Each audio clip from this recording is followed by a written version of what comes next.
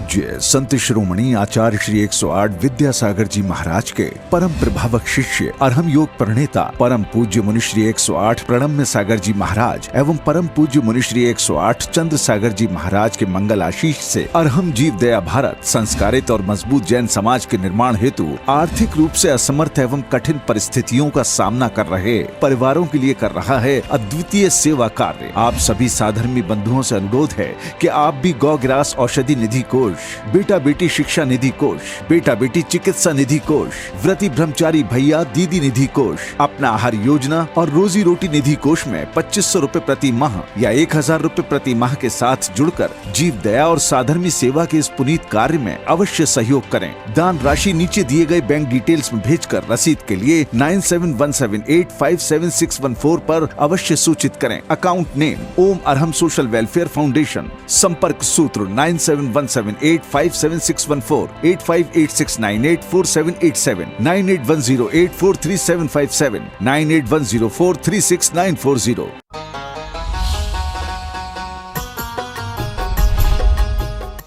इस कार्यक्रम के पुण्यार्जक हैं प्रणम्य वाणी देवदूत। प्रणम्य गुरु की वाणी पहुँचे घर घर, सम्यक ज्ञान प्रभावना होवे घर घर। सभी प्रणम्य वाणी देवदूत के पुण्य की बहुत बहुत अनुमोदना। मात्र 12,000 रूपए वार्षिक सहयोग राशि प्रदान कर प्रणम्य वाणी देवदूत बने। अधिक जानकारी के लिए संपर्क करें।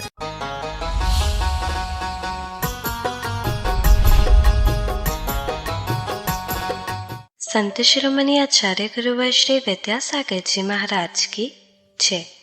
अरहम योग प्रणेता पूज्य गुरुवर श्री प्रणम्य सागर जी महाराज की जय। ओम अरहम नमः। धर्म प्रेमी बंधुओं, श्री तत्वार्थ सूत्र ग्रंथराज जी के पंचम अध्याय की कक्षा में आप सभी का स्वागत है।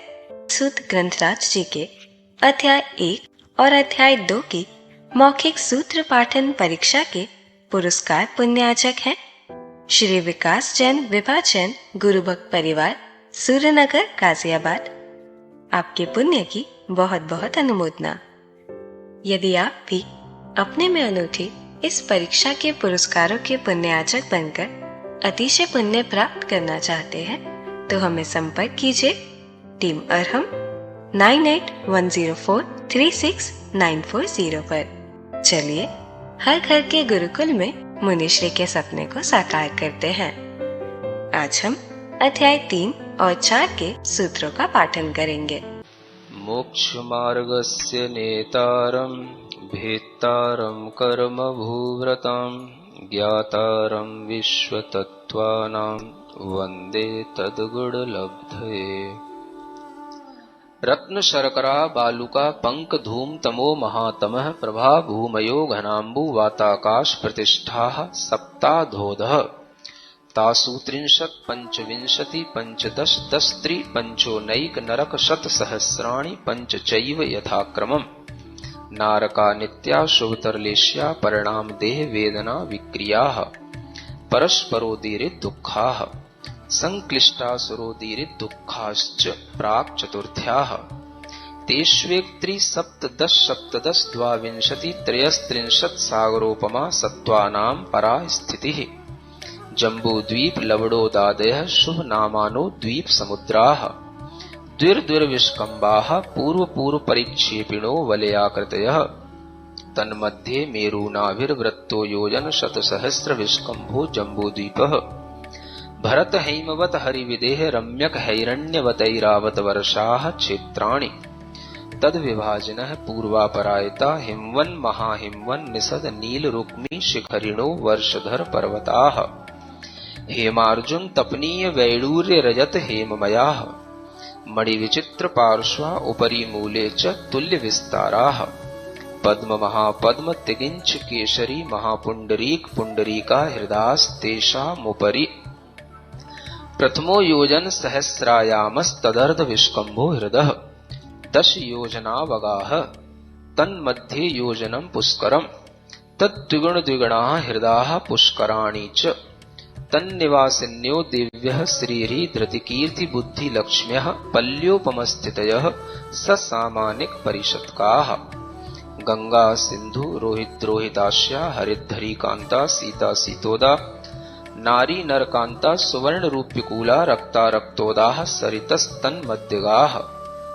द्वयोर्द्वयोः पूर्वाः पूर्वगाः शेषास्त्वपरगाः चतुर्दश नदी सहस्र परिवृता गंगा सिन्ध्वादयो नद्यः भरतः षड्विंशति पंचयोजन शत विस्तारः षट् चैकोनविंशति भागा योजनस्य तद्विगुण द्विगुण विस्ताराः वर्षधर वर्षा विदेहान्ताः उत्तरा दक्षिण तुल्याः भरतैरावतयोर्वृद्धिराशौ षट् समयाभ्यामुत्सर्पिण्यवसर्पणीभ्याम् ताभ्यामपरा भूमयोऽवस्थिताः एक द्वित्रिपल्योपम स्थितयो हैमवतक हारिवर्षक दैव कुर्वकाः तथोत्तराः विदेहेषु संख्ये कालाः भरतस्य विस्कम्भो जम्बूद्वीपस्य 90 शतभागः द्विर्धात्की खण्डे पुष्करार्धे च प्राङ्मानुषोत्तरान् मनुष्याः आर्या म्लेच्छाश्च भरतैरावत विदेहाः कर्म भूम्योऽन्यत्र देवकुरुत्तर कुरुभ्यः नृस्थिति परावरे त्रिपल्योपमान्तर मुहूर्ते तिर्यक योनिजानां च इति तत्त्वार्थसूत्रे तृतीयोऽध्यायः। देवाश्चतुर्निकायाः आदितस्त्रिषु पीतान्तलेश्याः दशाष्टपञ्चद्वादश विकल्पाः कल्पोपपन्नपर्यन्ताः इंद्रसामानिक त्रायस्त्रिंश पारिषदात्मरक्ष लोकपालानीक प्रकीर्णकाभियोग्य किलिविशिकाश्चैकशः त्रायस्त्रिंश लोकपाल वर्ज्याव्यंतर ज्योतिष्काः पूर्वयोर्द्विन्द्राः कायप्रविचारा आ ऐशानात् शेषाः स्पर्श रूप शब्द मनः प्रविचाराः परे प्रविचाराः भवनवासिनो शुरनाग विद्युत सुपर्णाग्नि वातस्तनितो दधि द्वीप दिक्कुमाराः व्यंतराः किन्नर किंपुरुष महोरग गंधर्व यक्ष राक्षस भूत पिशाचाः ज्योतिष्काः सूर्या चंद्रमसौ ग्रह नक्षत्र प्रकीर्णक तारकाश्च मेरु प्रदक्षिणा नित्यगतयो निरिलोके तत्कृतः काल विभागः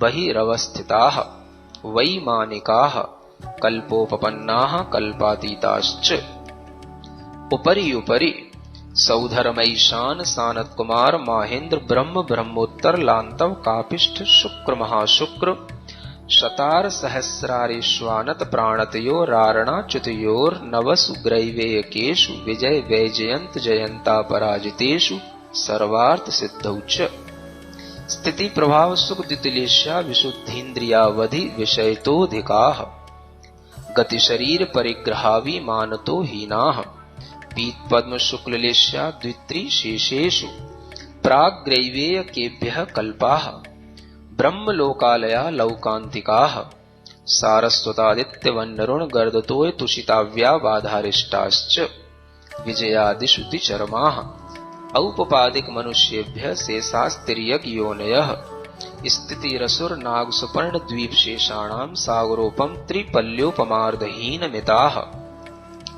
सौधर्मैशानयोः सागरोपमे अधिके सानत कुमार माहेन्द्रयोः सप्त त्रिसप्तनवैकादश त्रयोदश पंचदशभिरधिकानि तु आरणाच्युता दूर्ध्वमेकैकेन नवसु ग्रैवेयकेषु विजयादिषु सर्वार्थ सिद्धौ च अपरा पल्योपमधिकम् परतः परतः पूर्वा पूर्वानन्तरा नारकाणां च द्वितीयादिषु 10 वर्ष सहस्राणि प्रथमायां भवनेषु च व्यन्तराणां च परा पल्योपमधिकम् ज्योतिष्काणां च तदष्टभागोपरा लौकान्तिकानामष्टौ सागरोपमाणि सर्वेषाम् इति तत्त्वार्थसूत्रे चतुर्थोऽध्यायः। सच में सूत्रों का शुद्ध उच्चारण करने से मन कितना शांत हो जाता है।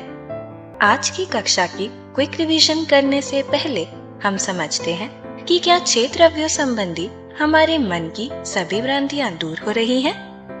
आप इन्हें अपने मन तक रखकर समाधान प्राप्त नहीं कर पाएंगे। ऐसा न सोचें कि कोई दूसरा पूछ लेगा।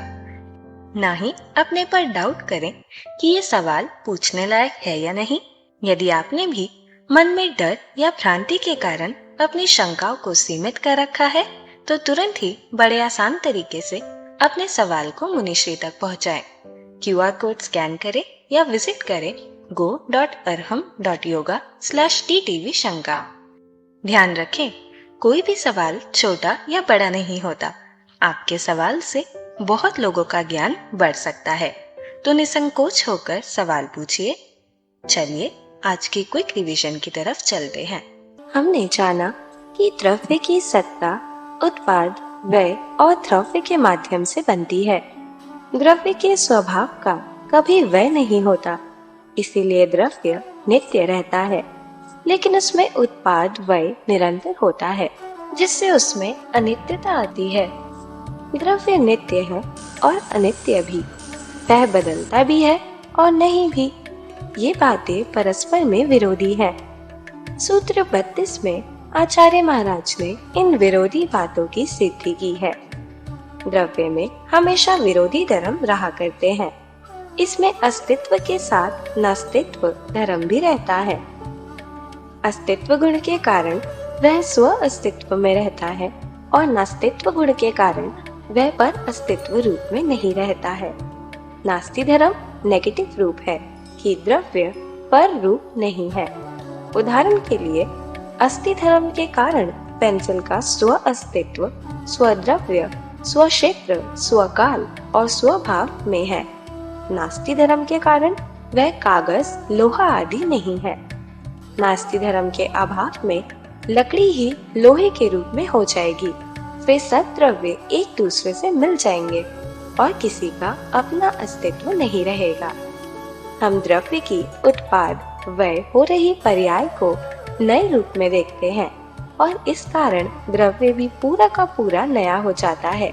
जैसे आम अगर हरे से पककर पीला हो गया तो यह वही आम है जो पीला हुआ है। This is that. लेकिन उसके द्रव्य में भी फर्क आ गया है। उसका रंग, खुशबू, शेप, वेट, टेस्ट आदि सब बदल गए हैं। क्योंकि द्रव्य में सब कुछ बदल गया है तो द्रव्य ही नया हो गया है। फिर भी हम कहते हैं कि यह वही है। अतः द्रव्य नित्य रूप ही है और अनित्य भी। बिना अनेकांत धर्म की पद्धति और स्याद्वाद शैली के लोग इसे नहीं समझ पाएंगे। सूत्र से विरोधी बातों की सिद्धि करते हुए मुनिश्री ने समझाया, जिसे हम मुख्य रूप से रख रहे हैं, जो हमारा फोकस है, पॉइंट ऑफ व्यू है, वह अर्पित या प्राइमरी है। अनर्पित इसका विपरीत है, यानी सेकेंडरी या गौण। जो कि हम विपरीत धर्मों को एक साथ नहीं कह सकते, इसलिए जब हम एक धर्म को कहें तो उसे मुख्य मान लें और अन्य धर्म को गौण मान लें। हम उन्हें निग्लेक्ट ना करें। थोड़ी देर बाद हम इसे सेकेंडरी या गौण मान लें। द्रव्य और पर्याय में जब हम द्रव्य को ग्रहण करें तो द्रव्य को देखें और पर्याय को अनर्पित कर दें, और जब पर्याय ग्रहण करें तो उसे मुख्य बनाकर द्रव्य को गौण कर दें। जब हम आम को देखें तो सिर्फ आम को देखें, उसका रंग आदि नहीं देखें। आम कल भी डाली पर था और आज भी है, वह नहीं बदला है, वह नित्य है। जब दृष्टि हरा, पीला, कच्चा, पक्का आदि पर्याय पर जाए तो उसे मुख्य बनाकर द्रव्य को अनर्पित कर दें। किसी को एक साथ यह बताना संभव नहीं है कि यह नित्य भी है और अनित्य भी, क्योंकि अगर नित्य है तो अनित्य क्यों और अनित्य है तो नित्य क्यों। अपना पॉइंट ऑफ व्यू रखने के बाद हम यह भी कह सकते हैं, द्रव्य की अपेक्षा से यह नित्य ही है और पर्याय की अपेक्षा से अनित्य ही है। मुनिश्री ने वस्तु के धर्म को समझाने के लिए सप्तभंगी व्यवस्था को समझाया। पहला, वस्तु नित्य है। दूसरा, वस्तु अनित्य है। तीसरा, वस्तु नित्य अनित्य दोनों है, यानी उभय है। अब दोनों कहने के बाद में भी वस्तु के सभी गुणधर्म नहीं कहे जा सकते। कुछ और कहने को बचा है जो कहने योग्य नहीं है। यह चौथी चीज अवक्तव्य है। शेष 3 भंगों को हम कल समझेंगे। अब हम अध्याय 5 में सर्वज्ञ देव द्वारा बताए गए जैन कॉस्मोलॉजी का अध्ययन करेंगे, जिससे हमारी ब्रह्मांड की रचना संबंधी कॉन्सेप्ट्स क्लियर हो जाएंगे और हमारे मोक्ष मार्ग को और भी सुदृढ़ बनाएंगे। मोक्षमार्गस्य नेतारं भेत्ति कर्तारं कर्मभूव्रतां ज्ञातारं विश्वतत्त्वानां वन्दे तद्गुणलब्धये। देवादिदेव आदिम तीर्थंकर श्री ऋषभनाथ भगवान की, वर्तमान शासन नायक श्री वर्धमान महावीर भगवान की, परम पूज्य आचार्य गुरुवर श्री विद्यासागर जी महाराज की। फिर अब सामने वाला कहता है नहीं, अगर आप ऐसे कहते हो तो चलो मान लेते हैं वस्तु कथनचित नित्य है, वस्तु कथनचित नित्य है। तो अगर हम नित्य मान लेते हैं तो नित्य होने के साथ भी इतने से बात पूरी तो नहीं हुई। अगर कथनचित नित्य है तो उसके अन्य दोनों धर्मों को हम जो एक साथ नहीं कह पा रहे हैं, अन्य दोनों धर्मों को एक साथ नहीं कहने के कारण से जो अवक्तव्यपना है वो नित्य के साथ भी जुड़ा हुआ है, फिर भी वो अवक्तव्य है, क्योंकि दोनों को हम एक साथ नहीं कह पा रहे हैं। नित्य होते हुए भी वे दोनों जो उसमें धर्म हैं वो एक साथ नहीं कहे जा रहे हैं। आप नित्य कह भी रहे हो लेकिन फिर भी वो नित्य के साथ में अवक्तव्य है। ये फिर पांचवा भंग हो जाता है। समझ आ रहा है? फिर आपने कहा नहीं वस्तु कथनचित अनित्य है, तो कथनचित अनित्य होते हुए भी वो अवक्तव्य फिर भी हो रही है, फिर भी कुछ अवक्तव्य हो रहा है, कुछ है जो आप कह नहीं पा रहे हो, कहा नहीं जा रहा है, समझा नहीं पा रहे हैं, समझ नहीं पा रहे हैं, तो वो अनित्य के साथ भी फिर अवक्तव्य लग जाता है। फिर आप कहो नहीं नहीं वस्तु कथनचित उभयात्मक है, उभयात्मक होते हुए भी उन दोनों धर्मों को आप एक साथ नहीं कह पा रहे हैं, तब भी जो है वो उभयात्मक के साथ में भी अवक्तव्य है। तो 7 भंग हो गए, इसको बोलते हैं सप्तभंगी। अगर ये 7 प्रश्न सामने वाले को समझ में आ गए या इन 7 प्रश्नों को उसने पूछा और इन 7 के 7 को आपने उसको बता दिया, तो अब कुछ नहीं बचा।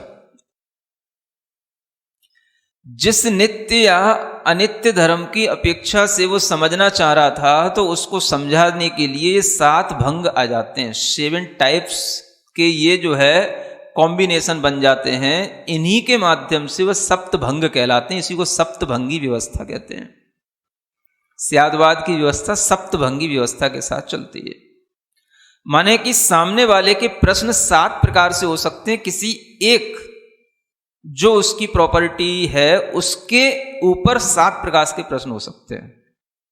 नित्य के ऊपर या अस्थि के ऊपर या एक के ऊपर, तो कोई भी उसका एक जो गुण धर्म लिया जाएगा उसके विषय में जैसे ही आप एक चीज कहोगे तो 7 क्वेश्चन अराइज हो जाएंगे उसमें, इससे ज्यादा नहीं होंगे। और 7 को अगर आपने उसको क्रम क्रम से समझा दिया, मान लिया, तो फिर वस्तु समूची उस धर्म की अपेक्षा से उसको समझ में आ जाएगी। अब क्या बचा इसमें बताओ अच्छा। वस्तु कथनचित नित्य है, पहला भंग। वस्तु कथनचित अनित्य है, दूसरा भंग। वस्तु कथनचित नित्य अनित्य है, तीसरा भंग। वस्तु कथनचित अवक्तव्य है, चौथा भंग। अब वो सामने वाला कह रहा है मतलब हम दोनों धर्मों को एक साथ क्यों नहीं कह पा रहे हैं?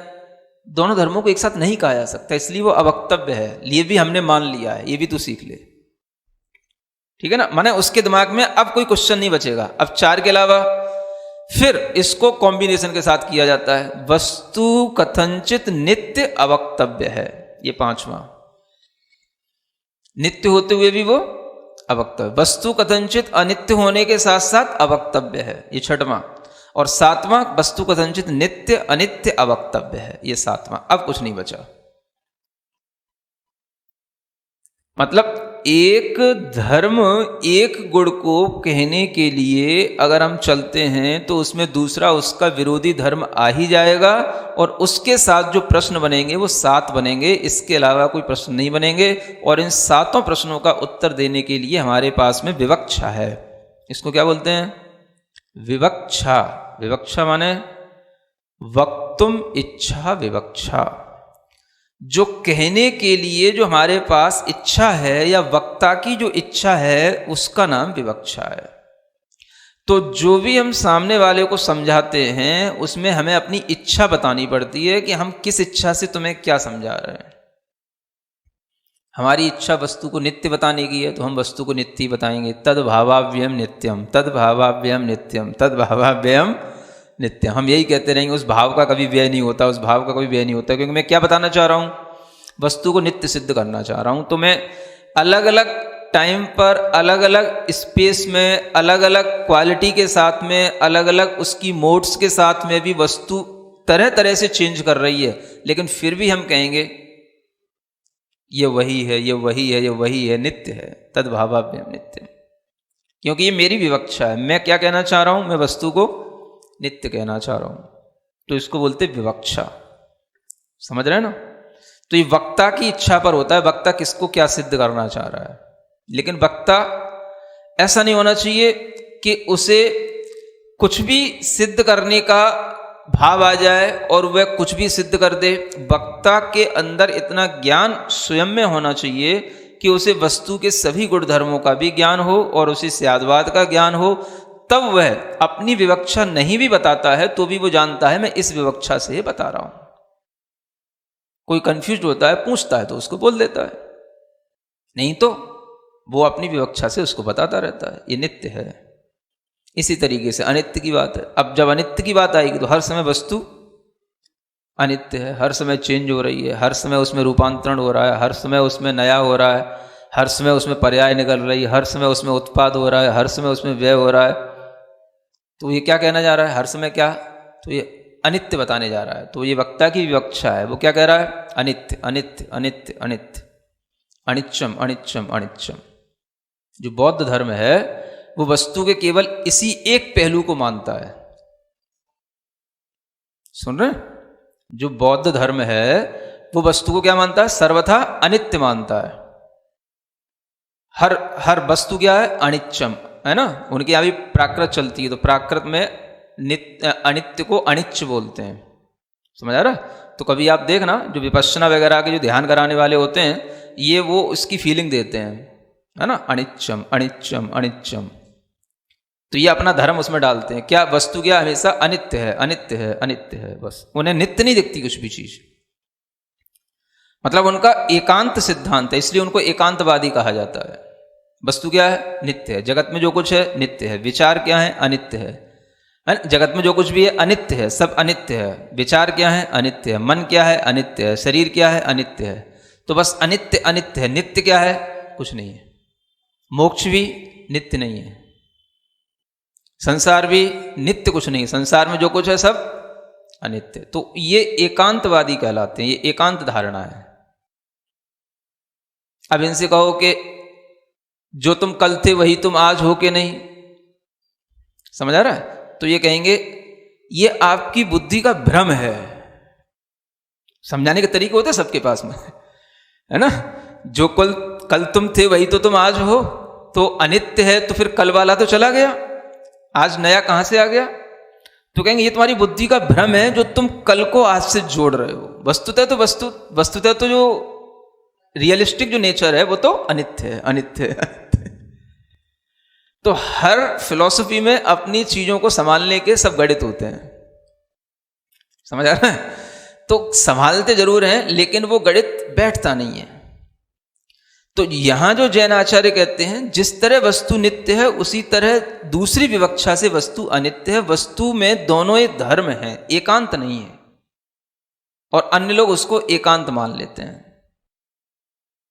समझ आ रहा? तो एक तरफ ये बौद्ध हो जाते हैं, ये वस्तु को अनित्य मान लेते हैं। एक तरफ कुछ ये ब्रह्मवादी टाइप के हो जाते हैं, वस्तु को हमेशा नित्य मान लेते हैं। संसार हमेशा नित्य है, ऐसा ही रहता है, ये नित्य है, हर पदार्थ नित्य है।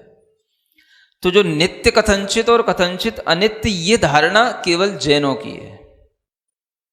समझ आ रहा है? और जैनों में भी कुछ एकांतवादी हो जाते हैं, तो वो भी बस, है ना, वो आत्मा क्या है, तो आत्मा नित्य है, या आत्मा अकर्ता है, आत्मा भोक्ता नहीं है, आत्मा सर्वथा शुद्ध है। तो ये भी उस एकांतवाद में चले जाने वाले एक फैकल्टी पैदा होने लगी है। समझ आ रहा ना? तो ये है। तो इस तरह से जो वस्तु के सभी धर्मों को स्वीकार करके नहीं चलेगा, वो कभी स्यादवादी नहीं हो सकता। अर्पित और अनर्पित दोनों हमें धर्मों को समय समय पर लागू करना होता है, और वस्तु इसी रूप में होती है, वस्तु यूं नहीं होती है। अब अपने यहाँ पर जैन एकांतवादी ऐसे पैदा हो गए, तो वो कहते हैं कि वस्तु में जो अनेक भेद हैं ये तो केवल कहने के लिए हैं, वस्तु तो वस्तुतः अखंड एक ज्ञायक स्वभाव वाली है, बस आत्मवस्तु, और कुछ नहीं है। बाकी सब जो है वो सब कहने के लिए है। मतलब ये जो स्याद्वाद पद्धति है वो कहने के लिए है, वस्तु तो एक ही है, मतलब एक अभेद रूपी हो गई, भेद रूप नहीं वस्तु। तो इस तरीके की व्याख्याएं करते हैं। तो ये सब गलत व्याख्याएं होती हैं, इनका कोई भी जैन दर्शन से, स्याद्वाद से दूर दूर तक लेना देना नहीं है। तो ये लोगों को बहकाते हैं, लोगों की अज्ञानता का फायदा उठाते हैं। तो आपको पहले सिद्धांत समझना चाहिए, अध्यात्म को बाद में समझना चाहिए, पहले सिद्धांत समझना चाहिए। जब वस्तु को आप देखोगे, हर वस्तु भेद रूप भी है, अभेद रूप भी है, एक रूप भी है, अनेक रूप भी है, नित्य रूप भी है, अनित्य रूप भी है। तो जब हम उसके एक धर्म को स्वीकार कर लेंगे या एक ही तरीके से हम उसको व्याख्यायित करने का अपना एक एटीट्यूड बना लेंगे, तो फिर हम हमेशा एकांतवादी की हो जाएंगे, क्योंकि जो आपके एटीट्यूड में होगा वही तो आप कहोगे बार बार। समझ आ रहा ना? तो इसलिए वस्तु को क्या मानना, किसी धर्म की अपेक्षा से वो भेद रूप है, किसी धर्म की अपेक्षा से वो अभेद रूप है ना। इसका व्याख्यान बहुत बड़ा है, क्योंकि प्रसंग ऐसा है कि इसमें सारे जैन दर्शन को समेटा जा सकता है। लेकिन शॉर्ट में आप इतना ही समझें कि कभी भी नित्य या अनित्य, भेद या अभेद, इसमें एकांत ना पकड़ें, है ना। जो लोग समयसार जी पढ़ते हैं वो केवल अभेद अभेद का एकांत पकड़ते हैं, तो वो अभेद रूप एकांत रूपी वस्तु को आत्म वस्तु को मानने लग जाते हैं। तो ये उनकी बहुत बड़ी भूल होती है। भेद की जहां व्याख्या आती है, कुछ होता है ये तो व्यवहार है, ये तो व्यवहार है, ये तो कहने को है। तो ये कहने को नहीं होता है, जो होता है उसी को कहा जाता है। ये जैन न्यायिक आचार्यों की सबसे बड़ी विशेषता रही। उन्होंने कहा वस्तु जैसी होती है वही कही जाती है। तो कही जाने वाली वस्तु अलग हो और होने वाली वस्तु अलग हो, ऐसा नहीं होता है। जो है उसी को कहा जा रहा है। तो हम इस तरीके से नकारें नहीं कि ये तो कहने को है, व्यवहार तो कहने को है। तो ऐसी बहुत सी बातें हैं, उनको अभी प्रक्रम में नहीं लेते हैं क्योंकि प्रसंग बढ़ जाएगा। इसलिए आप ये समझें कि वस्तु को केवल अर्पित और अनर्पित धर्म के साथ सिद्ध करके चलेंगे, तभी आपको आत्म सिद्धि होगी, है ना। आत्म के विषय में अगर आपको इस तरीके का भ्रम रहेगा तो आत्म सिद्धि तो कभी हो ही नहीं सकती, क्योंकि आपके ज्ञान में ही अभी आत्मा सही नहीं आई, तो सिद्धि कैसे होगी। तो इसलिए अब आगे बढ़ते हैं। स्निग्ध रूक्षत्वाद बंध। अब आगे कहते हैं आचार्य, हाँ अगला सूत्र पढ़ते हैं। स्निग्ध और रुक्षपने से पुद्गलों में बंध होता है। अब यहाँ पर प्रकरण चेंज होता है कि केवल पुद्गलों पर अब डिपेंड होता है प्रकरण। तो यहाँ कहते हैं कि पुद्गल कैसे होते हैं, स्निग्ध गुण वाले भी होते हैं और रुक्ष गुण वाले भी होते हैं। जो स्निग्ध गुण वाले हैं वो पुद्गल के परमाणु भी बंध को प्राप्त होते हैं, और जो रुक्ष गुण वाले परमाणु हैं वो भी बंध को प्राप्त होते हैं, है ना। ओम अरहम नमः। तो चलिए आज की कक्षा का एक क्विक रिवीजन कर लेते हैं। सूत्र 32 में आचार्य महाराज ने विरोधी बातों की सिद्धि की है। इसे समझने के लिए मुनिश्री ने स्याद्वाद शैली की सप्त भंग की व्यवस्था समझाई है। वस्तु के प्रत्येक गुण धर्म के कथन की अपेक्षा 7 भंग बनते हैं। वस्तु के नित्य धर्म को मुनिश्री ने 7 भंग के द्वारा समझाया। एक धर्म कहने से उसका विरोधी धर्म आ ही जाएगा, जैसे नित्य के साथ अनित्य धर्म या गुण। सामने वाले किसी एक प्रॉपर्टी के लिए इन्हीं 7 प्रकार के प्रश्न पूछ सकता है, और ये बताने के बाद कुछ और शेष नहीं बचता। ये 7 भंग हैं। पहला, वस्तु कथनचित नित्य है। दूसरा, वस्तु कथनचित अनित्य है। तीसरा, वस्तु कथनचित नित्य अनित्य दोनों अर्थात उभयात्मक है। चौथा, वस्तु कथनचित अवक्तव्य है, अर्थात इसके सभी धर्म एक साथ कहे नहीं जा सकते। नित्य अनित्य या उभयात्मक होते हुए भी उसके सभी धर्मों को एक साथ नहीं कह सकते। इसीलिए 5वां, 6वां और 7वां भंग है कि वस्तु कथनचित नित्य अवक्तव्य है, अनित्य अवक्तव्य है और नित्य अनित्य अवक्तव्य है। हमने जाना कि वक्ता जिसे सिद्ध करना चाहता है वह उसकी इच्छा पर निर्भर करता है। इसे विवक्षा कहते हैं। यदि हमारी इच्छा वस्तु को नित्य बताने की है तो अलग अलग टाइम, स्पेस, क्वालिटी में अलग अलग पर्याय के साथ चेंज होते हुए भी हम उसे नित्य ही बताएंगे। उस भाव का कभी व्यय नहीं होता। इसलिए वक्ता को वस्तु के सभी गुणधर्मों का ज्ञान होना चाहिए। स्याद्वाद का ज्ञानी वक्ता हमेशा विवक्षा से बात करता है, चाहे वो विवक्षा बताए या ना बताए। बौद्ध धर्म वस्तु को सर्वथा अनित्य यानी अनित्य मानता है। संसार में कुछ भी नित्य नहीं है। विचार, शरीर और मोक्ष भी अनित्य है। वस्तुतः रियलिस्टिक नेचर अनित्य है। हम अपने भ्रम के कारण अपने कल को आज से जोड़ते हैं। इस तरह के तर्क से वे अपनी फिलॉसफी के अनुसार चीजों को संभाल लेते हैं। यह एकांत धारणा एकांतवाद है। ब्रह्मवादी वस्तु को सर्वथा नित्य मानते हैं। उनके अनुसार संसार और पदार्थ हमेशा नित्य है। जैन दर्शन वस्तु को कथनचित नित्य और कथनचित अनित्य मानता है। उसमें दोनों धर्म हैं, ऐसा सिर्फ जैन धर्म ही मानता है। मुनिश्री ने समझाया कि हमें पहले सिद्धांत फिर अध्यात्म को समझना चाहिए, अन्यथा जैन दर्शन में भी कुछ एकांतवादी पैदा हो जाते हैं। उनके अनुसार आत्मा नित्य है, अकर्ता है, भोक्ता नहीं है, सर्वथा शुद्ध है। वे वस्तु के सभी धर्मों को नहीं स्वीकारते। समयसाजी पढ़कर वे आत्मा को अभेद रूप ही मानते हैं। भेद आते ही वैसे व्यवहार मानते हैं, जबकि व्यवहार से हम वस्तु को नकार नहीं सकते। उनके अनुसार आत्मा बस अखंड और ज्ञायक स्वरूप है और कुछ नहीं। स्याद्वाद तो मात्र कहने की पद्धति है। ऐसे लोग गलत व्याख्याएं कर लोगों को भ्रमित करते हैं। जैन दर्शन में स्याद्वाद की ऐसी परिभाषाएं नहीं हैं। हमें अर्पित अनर्पित दोनों धर्मों को समय समय पर लागू करना होता है। न्यायिक आचार्यों की सबसे बड़ी विशेषता है कि वे मानते हैं कि वस्तु जैसी होती है वैसी कही जाती है। हर वस्तु के अनेक रूप हैं, भेद, अभेद, एक, अनेक, नित्य, अनित्य।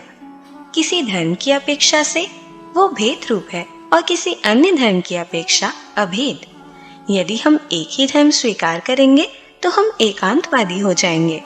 वस्तु को एकांत रूप मानना बहुत बड़ी भूल है। इसी प्रसंग में सारे जैन दर्शन को समेटा जा सकता है। हमने जाना कि वस्तु को केवल अर्पित अनर्पित धर्म के साथ सिद्ध करने से ही आत्म सिद्धि होगी, क्योंकि हमारे ज्ञान में ही आत्मा सही नहीं होगी तो सिद्ध कैसे होगी। सूत्र 33 में हमने जाना स्निग्ध रूक्षपने से पुद्गलों में बंध होता है, यानी स्निग्ध पुद्गल परमाणु और रूक्ष पुद्गल परमाणु बंध को प्राप्त होते हैं।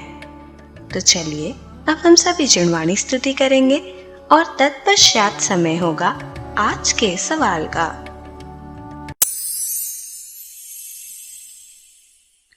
श्री जिणवाणी जग कल्याणी जग जन मदतम मोहरी जणमण हारी गढ़हर हारी जम जरा भव रोग हरि तिथ्य राणम दिव्य झुणिम जो पढ़ई सुणई मय्ये धारई राणम सौख मणंतम धर्य सासद मोक्ष पदम पावई सासद मोक्ष पदम पावई।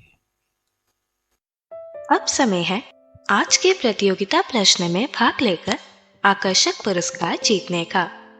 आप अपने फोन को QR कोड स्कैन करने के लिए तैयार रखें या दिए गए लिंक पे जाएं।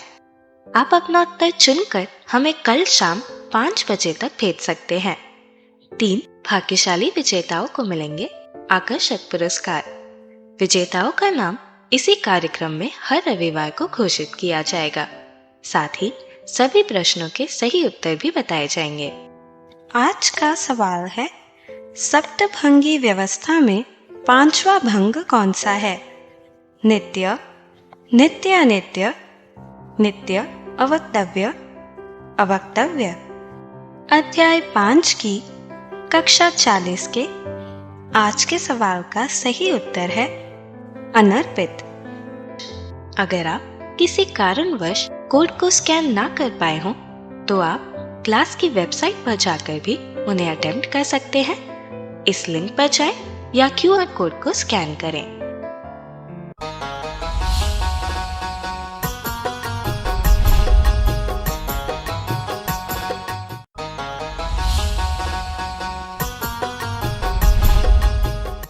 इस कार्यक्रम के पुण्यार्जक थे प्रणम्य वाणी देवदूत। प्रणम्य गुरु की वाणी पहुँचे घर घर, सम्यक ज्ञान प्रभावना होवे घर घर। सभी प्रणम्य वाणी देवदूत के पुण्य की बहुत बहुत अनुमोदना। मात्र 12,000 रुपए वार्षिक सहयोग राशि प्रदान कर प्रणम्य वाणी देवदूत बने। अधिक जानकारी के लिए संपर्क करें। परम पूज्य संत शिरोमणि आचार्य श्री 108 विद्यासागर जी महाराज के परम प्रभावक शिष्य अरहम योग प्रणेता परम पूज्य मुनिश्री 108 प्रणम्य सागर जी महाराज एवं परम पूज्य मुनिश्री 108 चंद्र सागर जी महाराज के मंगल आशीष से अरहम जीव दया भारत संस्कारित और मजबूत जैन समाज के निर्माण हेतु आर्थिक रूप से असमर्थ एवं कठिन परिस्थितियों का सामना कर रहे परिवारों के लिए कर रहा है अद्वितीय सेवा कार्य। आप सभी साधर्मी बंधुओं से अनुरोध है कि आप भी गौ ग्रास औषधि निधि कोष, बेटा बेटी शिक्षा निधि कोष, बेटा बेटी चिकित्सा निधि कोष, व्रती ब्रह्मचारी भैया दीदी निधि कोष, अपना आहार योजना और रोजी रोटी निधि कोष में 2500 रुपए प्रति माह या 1000 रुपए प्रति माह के साथ जुड़कर जीव दया और साधर्मी सेवा के इस पुनीत कार्य में अवश्य सहयोग करें। दान राशि नीचे दिए गए बैंक डिटेल्स में भेजकर रसीद के लिए 9717857614 पर अवश्य सूचित करें। अकाउंट नेम ओम अरहम सोशल वेलफेयर फाउंडेशन। संपर्क सूत्र 9717857614, 8586984787, 9810843757, 98104369।